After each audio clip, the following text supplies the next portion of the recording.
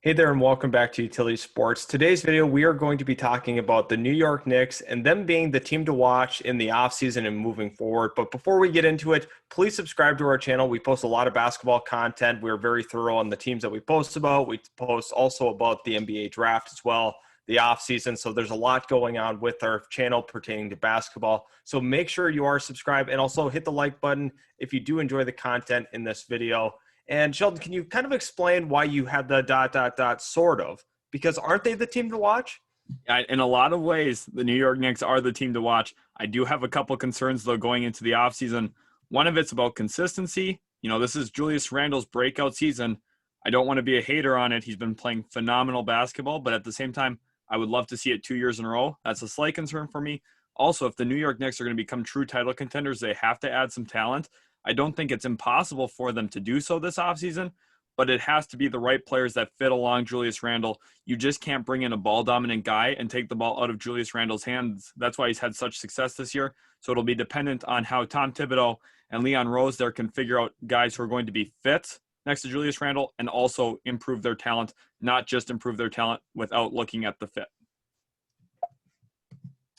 So now we're going to kind of look at what has been the New York Knicks season. They're fourth in the East as it currently stands at 41-31. Julius Randle has been phenomenal, especially from a numbers perspective. 24 points a game, 10 rebounds, 6 assists, 46% from the field, and 41% from three, which this was completely unexpected by everyone, including Knicks fans. They were not expecting this kind of production out of Julius Randle.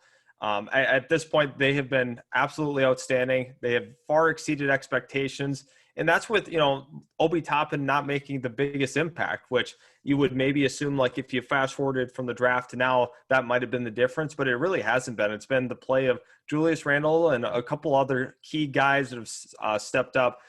Emmanuel quickly has stepped up for this team as well. So it's been a really surprising season thus far. What's the biggest jump out besides Julius Randle to you? Honestly, it's got to be RJ Barrett in a lot of ways as well. And the defensive impact from Tom Thibodeau. Nerlens Noel has been phenomenal this year. He's averaging over 2 blocks a game and only playing about 25 minutes a night. That's over 3 blocks per 36 minutes, which is just incredible. That's, kind of what we're looking at Nerlens Noel maybe being when he came out of the draft almost a decade ago. And he's finally starting to play like the player many thought he could be in the NBA. Tom Thibodeau's defensive scheme is a big reason for that, really funneling players down into the lane with preconceived rotations, allowing Nerlens Noel to get a lot of blocks. And RJ Barrett's just taken a step forward as a scorer in the half court, in my opinion. Now kind of looking at this offseason, they have max cap space of about $72 million. They do have some of the guys under contract that are key players for them: Julius Randle, RJ Barrett, Mitchell Robinson, etc. And they also have some guys that they need to retain: Derrick Rose, Alec Burks, Noel, and Reggie Bullock. So kind of looking at this, how do you see this kind of shaping out? Are all these key guys to retain for sure ones that you would do? Yeah, I think so, honestly. Just with the state of their organization at this point, they have 8 players who are currently under contract there. Mitchell Robinson, of course, they'll take that $1.3 million team option on him. It would be silly not to with how quality of a player he is. So he'll be around, and then you're looking at those key players to keep.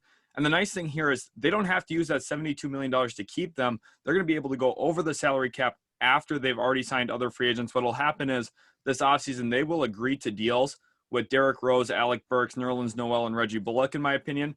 And at that point, they will wait to actually sign those contracts until they've actually spent their salary cap. This is a very common practice in the NBA.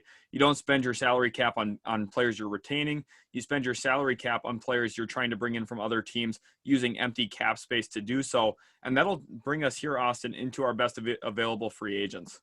Yeah, so kind of looking at what's available: Kawhi Leonard, DeMar DeRozan, Lonzo Ball, and then you can read the rest of the list for yourself. But are there any of these guys that are clear standout guys that would be likely? Now, Kawhi Leonard is not really a likely candidate, and a couple of other guys aren't really a fit for this organization. But is there anyone from a fit standpoint and a realism standpoint that you could see making an impact for the Knicks? Right. I'm really glad you mentioned the fit and realistic part here, because I know Knicks fans are going to look at this list and be drooling over Kawhi Leonard's name here. Kawhi Leonard's not going to leave the Los Angeles Clippers. He's probably going to opt out of that player option, but he's going to probably sign a 2-year, maybe 3 or 4-year deal with the Los Angeles Clippers to stay. I just don't see him leaving LA. So looking at this point now, I think Lonzo Ball is the one that makes the most sense off the top of the list.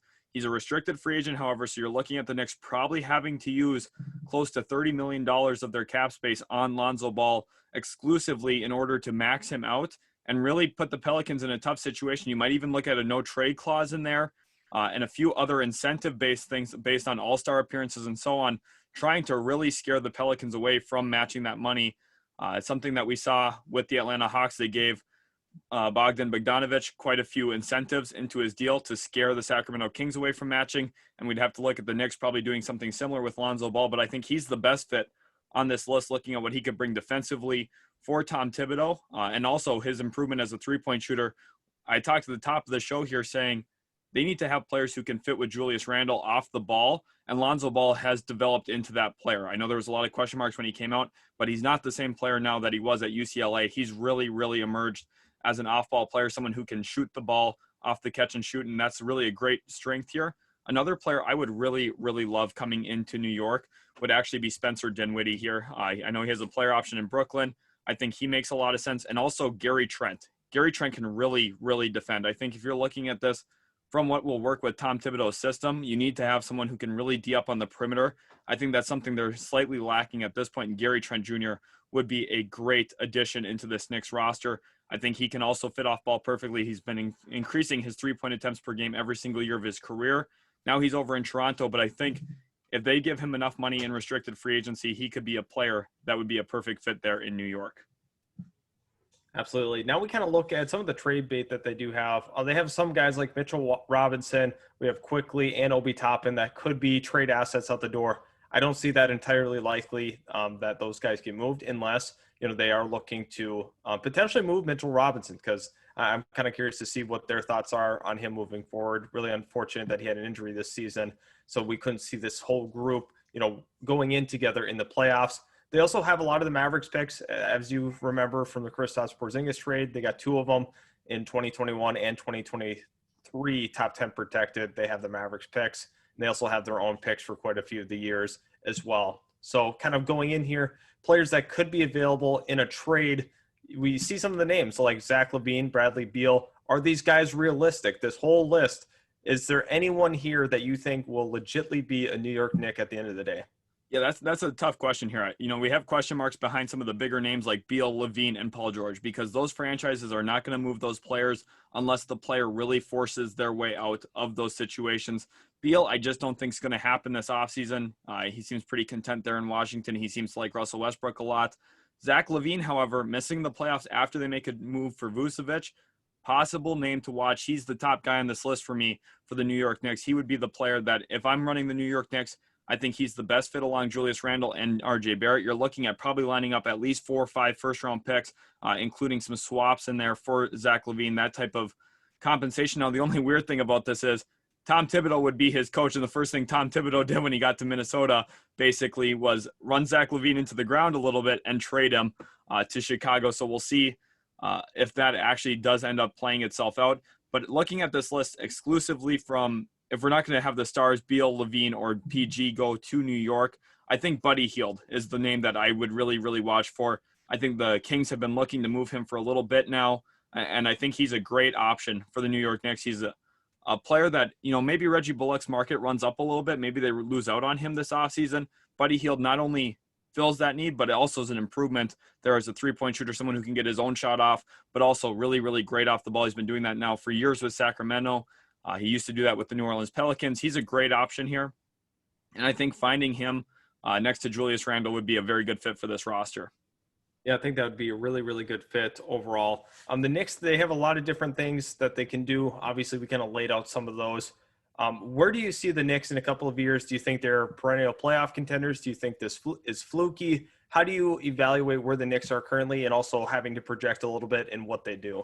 Yeah, to be honest, I think the Knicks season this year is a little fluky. I'm not going to lie. I think part of it is they got into a rhythm. Julius Randle's been hitting, career shots for himself. I mean, hitting really tough mid-range jumpers, but the three-point consistency has been there all season. I just don't know if I see that next year for them. It's going to hinge a lot on RJ Barrett's development, I feel, if they do become playoff contenders each and every year.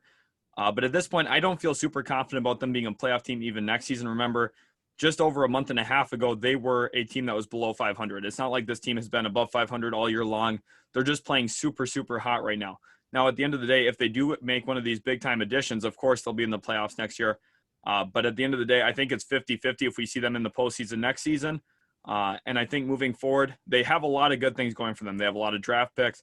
They've put themselves in a good position with the salary cap. They're going to be a better team for sure. You could look at them adding at least one or two good players in free agency, also adding possibly one or two good players via trade. They also have a $5 million trade exception that they could use to bring in a rotation guy possibly. The Knicks are going to be better, but I just don't know how good yet at this point. I'm not going to buy too much into the hype. We'll see how the playoffs go for them first before I kind of, shake my mind at how this team is built. Yep. Hey, thanks again, everybody, for tuning in. We really do appreciate the support. Subscribe if you are new to our channel, as it would mean a lot for you to keep seeing our content every single time we post. Also, push the bell notification so you do not miss out on any of our videos. Also, once again, leave a like if you did enjoy the content, and we can't wait to see you guys in our next NBA video.